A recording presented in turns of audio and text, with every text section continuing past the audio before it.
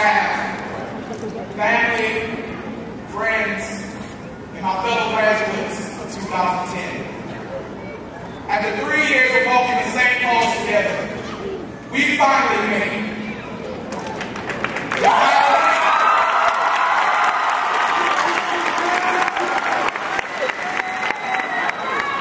I'm not here to bore you, nor am I here to preach. I'm here to be blatantly honest and real with all of you who choose to listen. I have experienced things in life that can only be described as unexpected. But instead of letting these situations destroy and tear me down, I learned how to cope and take it a little stride. It was late August of 2005 when Hurricane Katrina destroyed the city of New Orleans. At the time, I was 12 years old, 2 weeks into my 8th grade year of middle school. When we received the news that the hurricane would make a direct hit, we packed a few clothes and got our way out of the city. My uncle was on vacation in Gatlinburg, Tennessee, at Westgate Resorts. So we decided to travel up there and stay with him and his family until it was safe to come home. After a 30-hour journey, we finally reached our destination.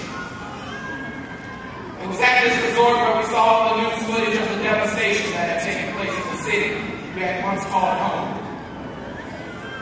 It was then that I realized what it was like to lose everything, except the clothes on my back and the family around me.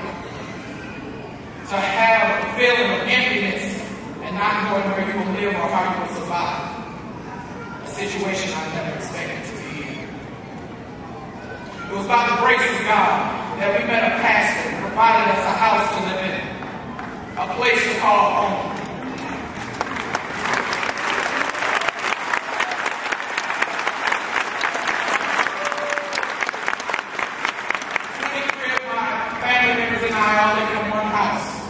Only 3 bathrooms.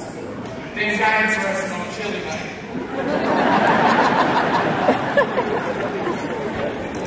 Months passed and things began to feel normal again. My parents, brothers, and I had moved out of the Katrina house to an apartment over on Washington Pike. But just as things started falling back in place, life showed how dark it could really get sometimes. It was January 17th. 2006. Just 5 months after Hurricane Katrina. My father passed away due to lymphoma cancer. All I can remember is my family around me crying, and me sitting there frozen in time, unable to feel a thing. I just couldn't believe it. I had just turned 13. I needed my daddy to be there. I needed someone to talk to girls about, to teach me how to drive, to teach me to shave, to teach me to be a man. Because to me, he was the greatest man I'd ever known. But he died unexpectedly.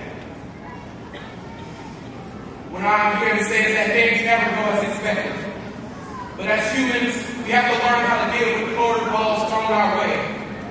If I choose to let all the negative things that have happened in my life define who I become as a person, I'm letting life get the best of me. But with the grace of God and family and friends who stand behind you, you can find a way to fight through diversity.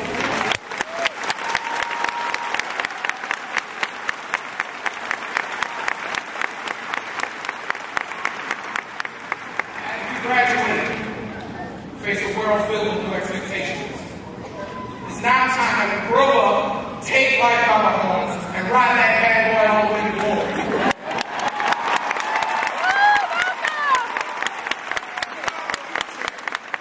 That future starts now. So tell me, will you stand still and give up when life hands you a challenge? Or will you accept it and face it the best way you know how? Let's show the world that we aren't going to be the last generation, but the first embodiment of future successful generations to come. My closing remarks to my fellow graduates of 2010 would have to be a quote from the great ruler, Julius Caesar. Veni, Vidi, Vinci, which the night I